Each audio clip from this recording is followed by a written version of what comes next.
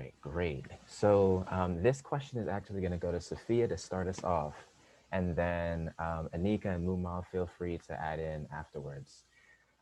So one of the things that's very tough, I think about final exams is that there are a bunch to take care of, right? Oftentimes you might have two or three exams to handle. And so, it stands to reason, what are the ways that you can make sure that you're focusing both your time and your energy strategically on the courses that need that focus, but then also on the content within those courses. So how do you manage that, Sophia? Yeah, so I think just kind of starting off, because like the amount of finals and the number of classes that you have can be overwhelming. I think definitely just starting off with knowing when your finals are can kind of give you a sense of when to start studying and how much you need to study for those exams. So just kind of knowing the dates because there's like a week long schedule for finals. So you might have some finals earlier, some finals later, and depending on when they are, you might have more or less time to study for them. So I think that's the first step. And then afterwards, just kind of taking a look at which classes you feel may take a little bit more time, more effort in studying, and which classes may take a little less effort in studying. If they're not cumulative, so less information, then maybe you can spend a little less time on those classes and spend more time on those classes that have cumulative final exams. And then I think from then on, kind of creating, I think for me, what's helpful is kind of creating like a day-to-day schedule, like during reading days and during the final exam period. So I know that I'm on track on studying the right information and make sure that I'm on track to, be prepared for those final exams. So. Definitely. Thanks so much. I definitely hear you on like essentially this time management aspect in addition to the content. Anika or Mumal, do you have additional thoughts?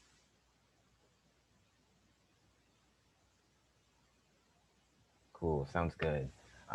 So more so on this side of content, there are a number of mathematical expressions to keep track of in Math 104. And one of the tools that's, ends up being really helpful is an equation sheet. But Mumal, how do you make sure that that equation sheet is most useful to you as a student? Yeah, I think in terms of your cheat sheet, not depending on like your entire set of notes, whatever you've done in the semester so far, and just depending on like one double-sided sheet is definitely a good idea. In terms of what to include in it, I would say that instead of writing down concepts, write down numerical equations, etc. So instead of, for example, writing down integration rules or something like that, something that is more prose, something that is more conceptual, I would suggest that for cheat sheets, just write down, for example, trig formulas, which would be super helpful to kind of refer to in first glance when you get a question for that. Then, for example, you can write down sine, cosine, tangent ratios, things like that, things that you would need for quick calculation, especially because if you're not allowed calculators on the exam and you need to show you're working, you would definitely need a reference to look at every single time you want to do a quick calculation that involves stuff like that. And then I would say, apart from that, include specific formulas that you think are harder to remember. Other formulas, for example, the formulas for integration by parts, etc. Those formulas, because you've been practicing them over time and because you've done multiple questions involving these formulas and this knowledge, going over them again and again kind of drills them into your mind, so you don't really need to write them and refer to them every single time you do a question because they're right there in your brain. But for other formulas, other more less rare formulas or equations that you might not do as often or that you might not remember because they're complicated, I would suggest that you include those. Yeah, I think all in all, I'm just saying that instead of including conceptual elements that are more dependent on understanding, I would include stuff that is very specific to math and very specific to, for example, numbers and calculations. I see. So I guess what I'm getting there is that you want to make sure that your equation sheet is set up very well like a tool, but then you also want to be strategic with the equations that you put there because some things should have been internalized already, and there are some other things that You can try as much as you want trying to memorize, let's say, the trig identities is just not the best use of your time, right? Is that kind of what you're saying there? Yeah, definitely. Great, sounds good. Sophia or Anika, did you have some additional thoughts to add to making equation sheets really effective? I would just add something really quick. Sometimes it helps, like with the equations, sometimes it can be very straightforward how to use them, but sometimes it helps to just write little notes next to them about like times when you would use them. So, like for example, integration by parts, sometimes I write down like common integrals that you see that like you use those. Or for like partial fractions, I'll write like, oh, there's usually something linear in the top, and then there's usually a quadratic equation in the bottom, or things like that. So then, like, when you look at an integral, because like a lot of times there's like 5 or 6 different ways or options that you could solve them, but usually only one or maybe two ways is going to be most effective. So sometimes next to the equations, I'll write down like things to look for that will like automatically let me know that should be the the solution that I should be using for that one. I hear you. So this kind of added piece of, sometimes there are some tools that need almost a set of instructions in a way in order to be really useful. That's great. So I want to move now to step a little bit backwards and start thinking about group study. Um, a number of students will tell you that group study is amazing. Other students will say it wasn't all that great. In theory, and definitely also through experience and research, we know that group study is really effective. Um, but Muma, would you mind talking a little, Sophia, Anika, would you mind talking a little bit about when group study is most effective? I think group study is probably most effective. Like in if you're in Math 103 or 104, like you'll see in the class structure when they put you in the breakout rooms, like doing homework problems, like that's always really helpful because that's like sometimes your first stab at the material. So you guys can, work through the material together, ask questions. A lot of times like TAs or LAs will come through the breakout rooms. So that's a time to like work together with others and then ask questions. In terms of studying for the final or studying for exams, you probably don't want to be studying group when you're taking a practice final or something like that. But a lot of times coming back and reviewing things, or after you take a practice final, if there's like topics that you want to do more practice problems with or something like that, that would be a good time to get together with the study group and like maybe review something that's a little more difficult, or ask to go over some questions that you got wrong. I hear you, I hear you. So there's this element in a way, um, kind of making sure that you're prepared for that discussion before you come into that group space.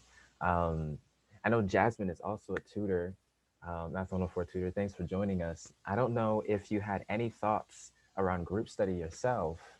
Um, Feel free to jump in if you'd like. Oh yeah, I totally agree. In group study doing the homework, because I think right now, because I'm an observer for the class, they have like worksheets do every like Monday and Wednesday. So I think because like they're just graded for completion, it's great to like work through it with some friends. And I know a lot of people have like a lot of group chats, because I feel like somebody might know something, a better way to tackle the problem than somebody else. And it's always good to take somebody else's perspective, especially if it helps you better than the professor, because sometimes there's always an easier way to do something. Sure. So I definitely agree to group work. I think when I was taking it, like every Monday, all my friends would be in Rimmer's office hours doing homework together.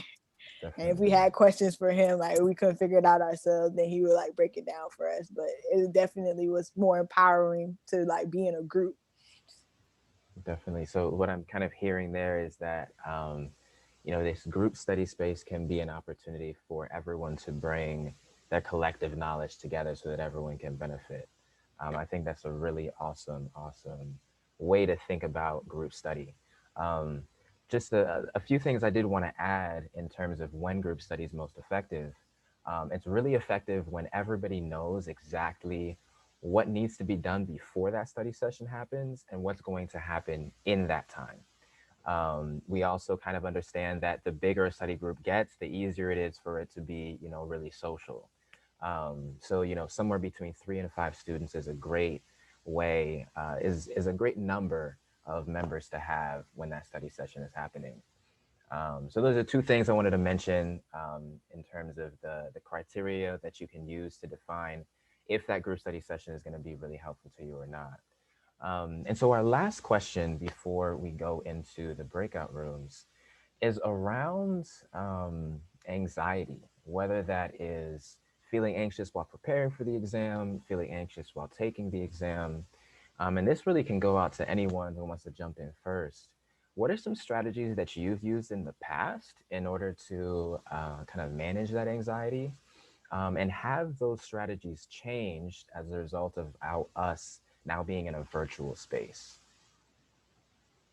So feel free to take a moment, give that some thought, and then whoever wants to jump in, feel free.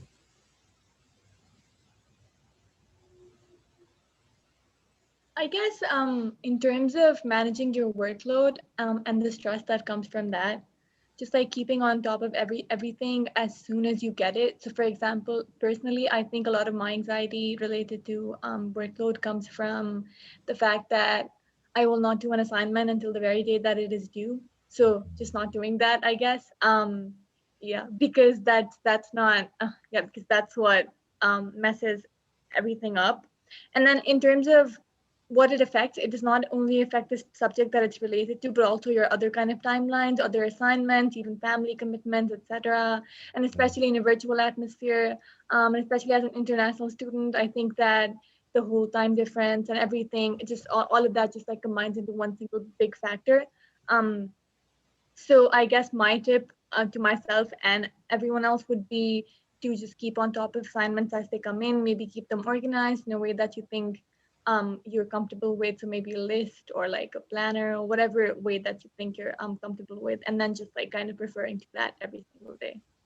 definitely, I hear you. Having organization, knowing what's happening in the day, and I would also say being realistic with what you put on your to-do list, right? We don't want to have a list of 15 things if those are 15 really tough tasks to complete.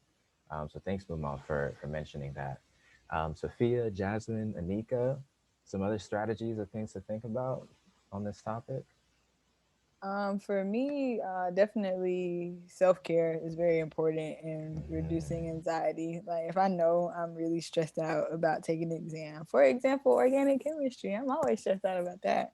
The night before, I might like do something to like take care of myself, like play a game on my phone that I can play for like 2 hours, or read a book, or like exercise, or something that I like doing, or drawing. Like I really like to draw too, so something that I like doing that'll like take my mind off, and then giving myself like self affirmations, like I can do this, like I belong in this school, like I am capable of doing this. So it helps. It doesn't like reduce it all, because like sometimes it just doesn't, but it definitely helps because it's easier to like succeed when you don't go in thinking that you're going to fail. Hmm. Hmm. So, in addition to that, self care, one of the big things is sleep.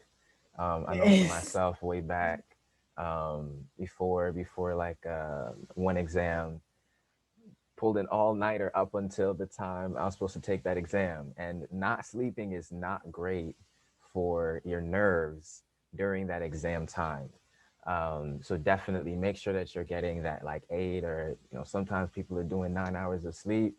That wasn't me, but if you know that that's what works for you, feel free to get in there and get that. I would say as well, you probably don't want to be engaging anything new the night before you're taking that final, because it's only going to make you more anxious. Like, okay, it's 12 a.m. I still don't understand how to do this problem. It's hard to sleep when you even if you were to decide to go to sleep at that time. So just thinking about the things that would make you anxious, make sure that you're trying to avoid them and circumvent them the night before the final at least. I don't know, Anika or Sevilla, if y'all had any last things to add before we move into breakout rooms.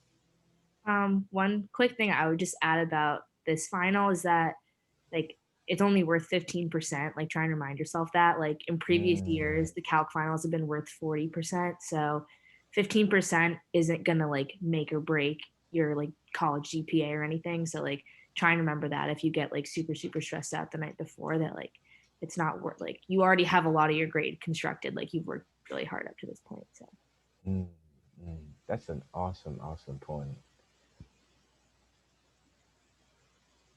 Okay, great. So for those of you who are, well, first I want to thank all four of you for your thoughts on these four questions. And at this point, I believe we're gonna move into breakout rooms. Valerie, I guess we can end the recording for this panel discussion at this point. But thank you